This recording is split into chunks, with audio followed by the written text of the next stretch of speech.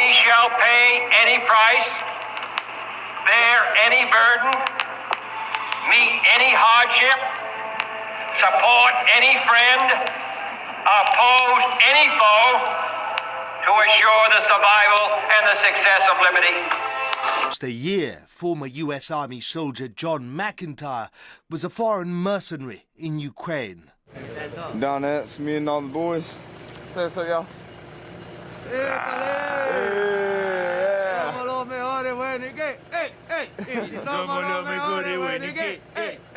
Earlier this month, he defected to Russia. He brought everything with him: papers, files, intelligence and maps. The thing is, he always meant to. The first question is, why are you here? I mean... Well, it's the reason I came to Ukraine in the first place. You know, I'm a communist, I'm an anti-fascist, and we have to fight fascism everywhere, you know. So when I came to Ukraine, I knew that I would try to get as much information as I could about, you know, anything that would be helpful, and defect across lines. The problem is when I was in Kharkov, I was going to swim across, and I found out they had snipers in position. So if anybody, and actually found out that the snipers were for defectors, not for actually protection. They were actually, anybody that tried to defect, they would shoot them, you know. Since March 2022, John served in Ukraine's Foreign Legion and Nationalist Battalion Karpatskaya Sech. He saw and documented the Ukrainian war machine in all its ugly glory from the inside. He became part of it. God bless Ukraine, God bless America, but you, Russia. You, Russia. It's Russian. Russia. Can I step on this? Slava Ukraini. Героям слава. It's Russia. Russia. As time went on, you know, I had to become more nationalistic, more Nazistic, you know, doing... Does that explain the videos where you were like, Putin and... Yeah, of course. It's part of it to maintain my cover, because I got to become them. You know what I mean? If I'm going to be with them, I got to become them, you know. And doing the, you know, Hitler salute, stepping on Russian flags, everything. Oh, yeah! Karpatskaya Siege, baby. Slava Ukraina. Героям слава. Slava, slava, slava. Yeah.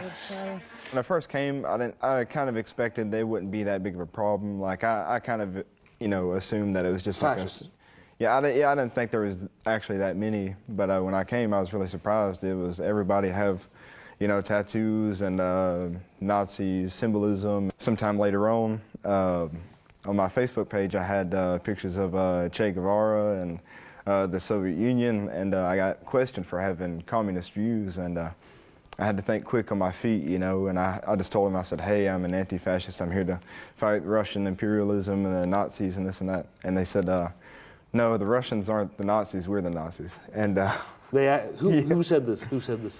It was just some guys from Croatia or Czech. I can't remember what they were. But these are foreigners as well? Foreigners, yeah, foreigners.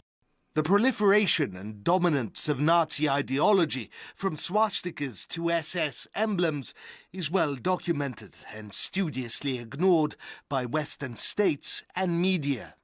And we're supporting these guys, and these are supposed to be our ally, and we want to put them in NATO with us, and they can't even follow Geneva Convention, and they're supposed to be our friends. You know, like, this would never fly in America. The United States would never stand for this. Our whole country is literally burning in front of our eyes, and we're spending $500 million for these Nazis, billions of dollars for a Nazi government. You know, so that infuriates me, and it's time for the American people to stand up and take control of our country. Over the year, John spent most of his time in squads with foreign mercenaries. He watched and documented names, places, crimes, and much more. The Russian position is 3 kilometers here. Maybe in the night, one group come back in the position, they kill these pigs directly. Tell me this, what about war crimes? Where to start, you know. My second day in Ukraine, we were in Lvov, and we were in like a school, but we were in like the basement, and what they did is they have group of people, Roma, but they called them Gypsy, you know. And what they did is they take the refugees and put them above us and the soldiers below. That way, if they bombed a school, they'd say, look, they bombed a school full of refugees. And this is a common practice in Donetsk, Kharkov. We occupy civilian houses next to houses that people are still living in. That way, if they bomb and kill civilians, they bring in the news crew and they say, look, this house, they blew up and they killed these civilians, but what the camera doesn't show you is to the left and to the right is a house is filled with military, you know. Of course, I haven't seen this in person, thank God, but I know that a lot of captured Russian soldiers, they'll take and they'll cut the genitalia with the knives and everything, and cut their stomachs open and slit their throats, cut their heads off and stuff like this, you know. Really horrible, horrible stuff, you know. Was this the work of nationalist extremists or just... Yeah, just extremists and different organizations, Azov, you know, Karpatska Siege. People you knew? Yeah. Did any of them... yeah, they were foreigners, yeah. But did any of them take part in, you know, commit any of these crimes? Yeah, they, I told you earlier, they had shot 3 people in the back of the head. They were foreigners. One was from Portugal, one was from France, and one was from Argentina. They proud? Yeah, they were proud, yeah, of course. John put up every appearance of a good mercenary. Oh, yeah! Yeah!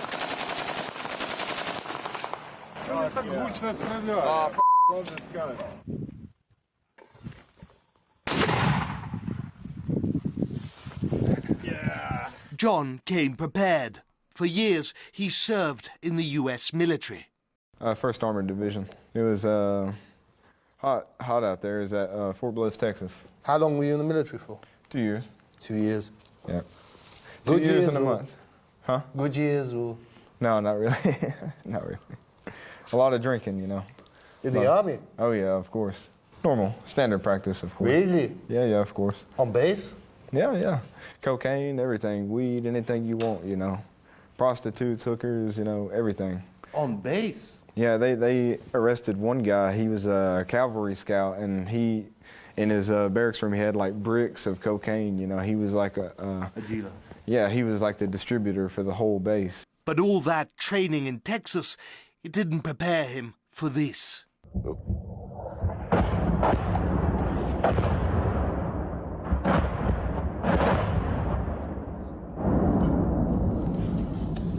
God, that was close. We're northwest of Severodonetsk. We are getting nailed, dude. We are getting nailed bad.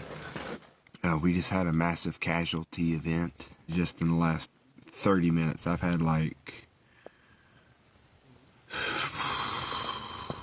10 close calls today. Dude, like we are getting nailed. It's too much for me, dude. This Donbass, dude.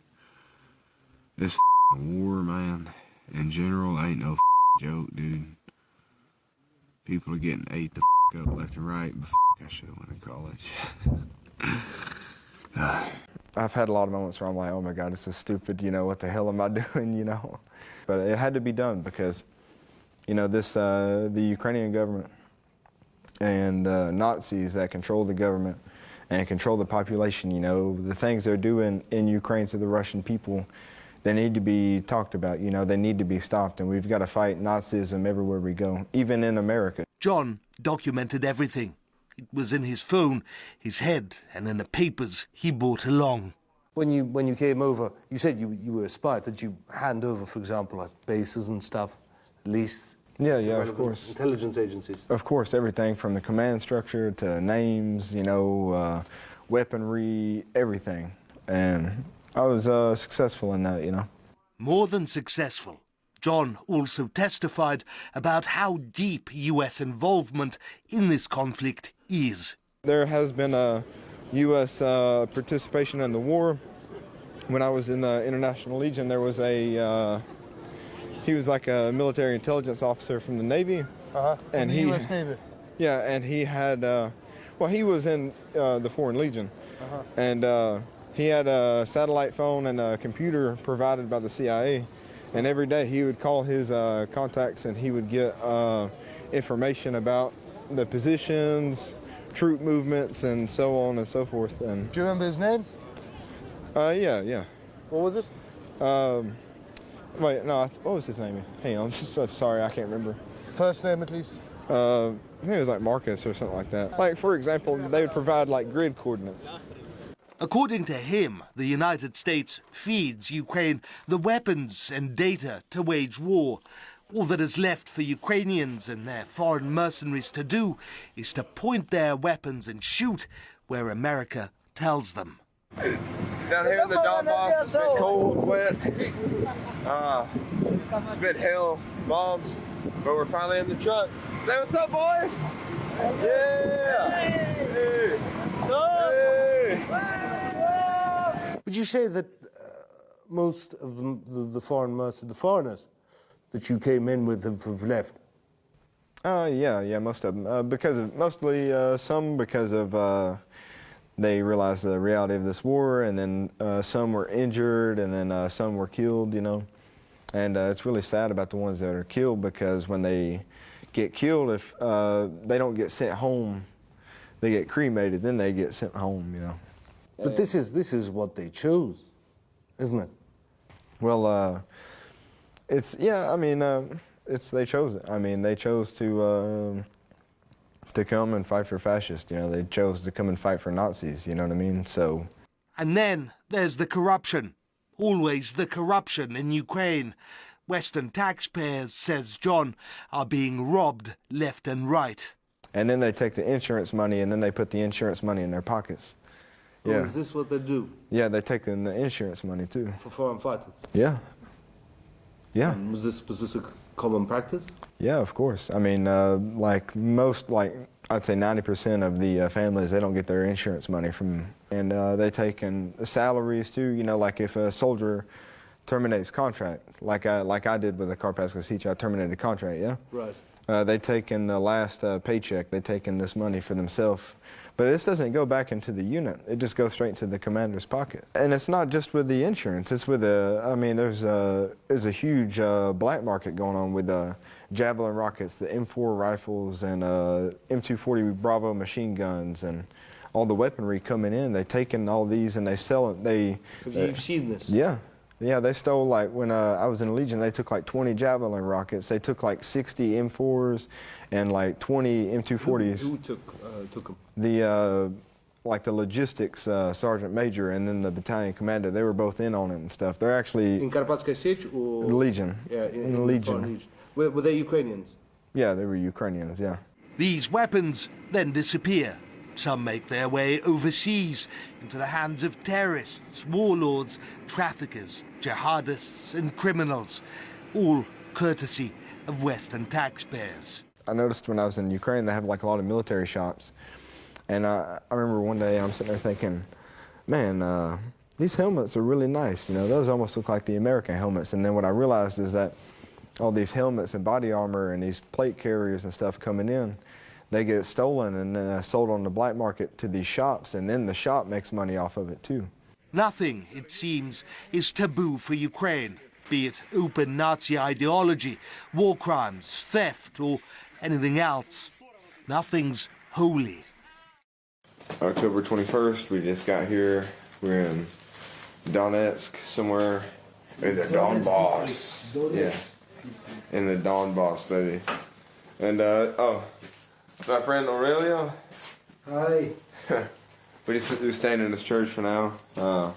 It's cold as heck, you know, we got some good food though, so. I actually was watching a documentary the other day of them torturing, I can't remember, they was trying to get him to say some Ukrainian word, and he couldn't say it, so they kept torturing him and stuff like that, because it's funny to them, you know. It's a hatred, you know, they hate these people. They hate the Russian people. They want to kill them. They want to genocide them. They want to remove them from the land. And America doesn't mind giving them money for this, because they know that they can send in companies like Texaco, Chevron Mobil, Shell, and so on and so forth to extract all that oil. And then they can send in the American agricultural companies like John Deere and International to make all the money from the agricultural side of it too. There are trillions at stake. Ukraine has already been told that it will have to repay ludicrous sums that the West spent on arms supplies. Ukraine is unlikely to ever be able to do that. What it can't pay in cash, it will have to pay in resources to Western companies. But for John, time has almost run out.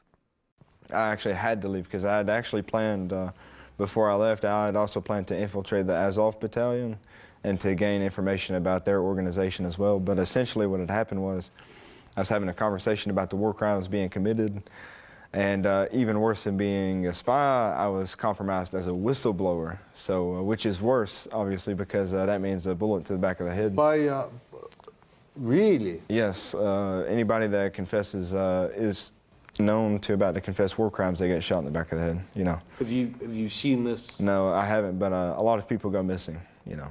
A lot of people, they just go missing one day.